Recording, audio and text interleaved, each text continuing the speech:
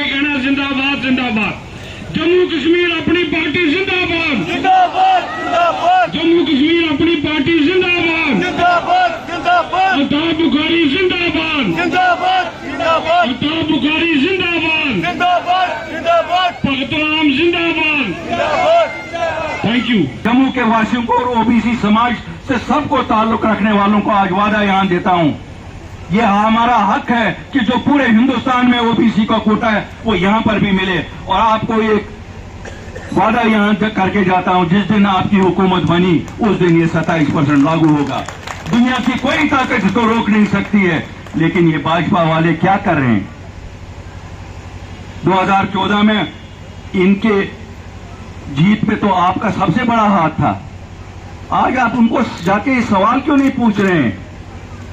ये सवाल उनसे भी पूछिए ना। आप तो कहते थे पहले कि साहब ये तो कश्मीरी करने नहीं देते हैं। आज तो कश्मीरियों का कोई हाथ ही नहीं है इस हुकूमत में। आज तो खालिस जम्मू की हुकूमत है, भाजपा की हुकूमत है, जिसमें कोई कश्मीर का हाथ नहीं है। आज अगर हाथ है, दिल्ली का हाथ है और जम्मू का हाथ है, तो क्यों नहीं ये करते हैं? क्योंकि ये इसलिए नहीं करते क्योंकि इनको कभी मन ही नहीं था करने का। ये भी वैसे ही बड़े धोखेबाज है जैसी नेशनल कॉन्फ्रेंस थी, जैसी पीडीपी थी, जैसी कांग्रेस थी। जब बात आती है जम्मू कश्मीर की, इन सब पार्टियों की नीयत एक जैसी है कि जम्मू कश्मीर के लोगों को चैन अमन से जीने न दें। आप देखते हैं पिछले 3 साल 4 साल से जो अमन कश्मीर में हुआ है उसका फायदा जम्मू को भी मिल रहा है, उसका फायदा कश्मीर को भी मिल रहा है। और मुझे फख्र है आज ये कहते हुए कि पिछले 8 महीने से किसी भी नौजवान ने जम्मू कश्मीर में बंदूक नहीं उठाई। इसकी मैं मुबारकबादी आप लोगों को देता हूं। अगर आप लोगों ने यहां अमन रखा, जम्मू कश्मीर में भी लोगों को सोचना पड़ा कि अमन से ही हमारी फतह होगी।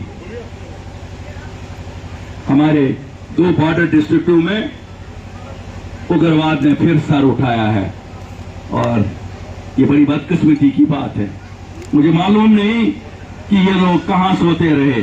जो लोग कहते थे कि हम लॉ एंड ऑर्डर पे बिल्कुल काबू पा रहे हैं, आप अगर कश्मीर में पा सके तो ये पुंछ और राजौरी में क्या हो रहा है?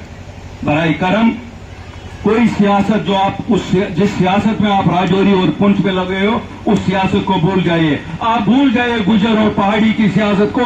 आप उग्रवाद को खत्म करिए, क्योंकि जिस सियासत में आप पड़े हो वो खतरनाक सियासत है। वो पूरी हमारी रियासत को जला देगी।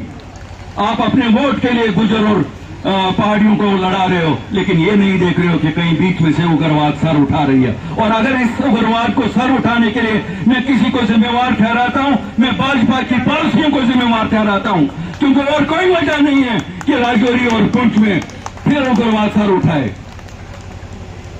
कोई और चीज मांगता है, जम्मू का कोई और चीज मांगता है, और आपकी पार्टी अपनी पार्टी कोई विवादित मुद्दा नहीं उठाती। हम जो बात कश्मीर में करते हैं वही जम्मू में करते हैं, वही दिल्ली में करते हैं। एक ही जबान बोलते हैं। और हम न कभी मुसलमान को हिंदू से लड़ाएंगे, ना हिंदू को मुसलमान से लड़ाएंगे। ये हमारे कॉल में नहीं है, ये कभी भी नहीं। और न कभी जम्मू को कश्मीर से लड़ाएंगे, न कश्मीर। बल्कि मेरी अपील है आप लोगों से, एक बार जिस तरह आप लोगों ने हमेशा एकजुट होकर किया है, एक बार मिलके इन सियासी सौदागरों को, चाहे वो बीजेपी है, चाहे वो नेशनल कॉन्फ्रेंस है, चाहे वो पीडीपी है, चाहे वो कांग्रेस, इनको उखाड़ फेंक दे यहां से और एक अपनी पार्टी को लाइए जो आपकी खिदमत करे, जो आपके वोट से बने, जिसको दिल्ली की तरफ न देखना पड़े कि दिल्ली से क्या इशारा आ रहा है, दिल्ली क्या करती है। हमें दिल्ली नहीं, हमें जो गांव दिए दिल्ली ने दिए। मैं आपको ये भी बताऊं, अगर उनका मदावा है वो भी दिल्ली के पास है। मैं उन लोगों को आज क्लियर करना चाहता हूं जो इस्लामाबाद और लंदन और वाशिंगटन की तरफ देखते हैं कि कुछ नहीं मिलेगा कहीं से, जो मिलना है दिल्ली से मिलना है। हमारा मुकद्दर हिंदुस्तान के साथ जुड़ा है और हमें जो भी मिलना है वहीं से मिलना है। लेकिन दिल्ली को भी मैं कहता हूं कि हमारे बर्दाश्त की भी हद है। हम ये ना हो कि कभी लोगों का बर्दाश्त बढ़ जाए, खत्म हो जाए और लोग ये कहने पे मजबूर हो जाएं कि हमारे साथ दिल्ली भी धोखा कर रही है। दिल्ली वालों, अगर आप पूरे मुल्क में इलेक्शन कर रहे हो, यहां इलेक्शन कराने में आपको क्या डर लगता है? आपकी पार्टी हार जाएगी, हारने दो ना। इंपॉर्टेंट ये है कि मुल्क बचा रहे, रियासत बची रहे, जम्मू कश्मीर के लोग बचे रहे। भाजपा कोई इंपॉर्टेंट तो नहीं है, नेशनल कॉन्फ्रेंस इंपॉर्टेंट नहीं है, कांग्रेस इंपॉर्टेंट नहीं है, जम्मू कश्मीर के लोग इंपॉर्टेंट है और जम्मू कश्मीर के लोगों को अपना नुमाइंदा चुनने का हक होना चाहिए। अगर आप पंचायतों के इलेक्शन कर सकते हो, अगर आप म्यूनसिपैलिटियों के इलेक्शन कर सकते हो, अगर आप पार्लियामेंट के इलेक्शन कर सकते हो, तो आपको क्या दिक्कत है कि आप जम्मू कश्मीर में असेंबली का इलेक्शन नहीं करते? और हमें कहा जाता है, यहां जो एलजी साहब हैं वो कहते हैं यहां तो डेमोक्रेसी है, पंचायत है, डीडीसी है। अरे एलजी साहब, अगर ऐसा है तो आपकी यूपी से ही शुरू करें, वहां की हुकूमत खत्म करके पंचायतों को दे दें। अगर ऐसा ही है, क्या ये कानून यूपी में एक है और जम्मू कश्मीर के लिए दूसरा है? बिल्कुल नहीं। 5 अगस्त 2019 के बाद बिल्कुल नहीं।